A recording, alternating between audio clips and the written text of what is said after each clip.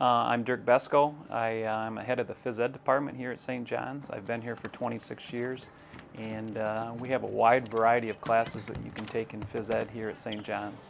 PE1 and PE2 are the requirement classes that each student has to take. They need to take those as a freshman. Once they take those classes, then they're done with their phys ed requirement. Well, you know, the one thing that we want to preach to our students is a healthy lifestyle.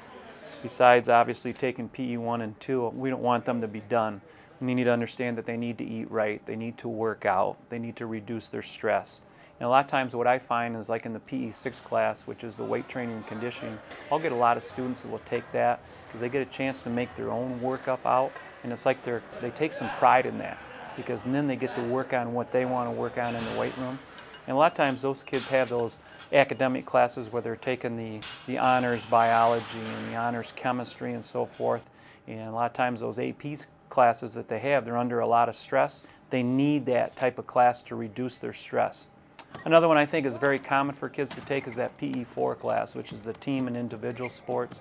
It's a co-ed class. You get a good mix of juniors and seniors and sophomores in there, and they're playing a lot of team sports, and a lot of kids enjoy that, where they play the badminton and they play the volleyball and they play the softball and the pickleball and those types of things. So I would say that those are two of our most popular courses.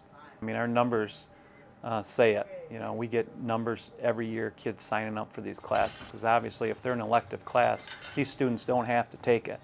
And what I find is that if students have their requirements in, and obviously everybody has to take about 5 electives per year, are they going to take another math class, or are they going to take a phys ed class? And what we find is those kids don't want to have that other math class if they don't need it, and they need that stress reliever where they can go into phys ed and they know they're going to get a workout and they're going to relieve some of that stress, and obviously have a chance to get in shape and maybe build on a goal that they've set for themselves. So our numbers kind of speak for themselves.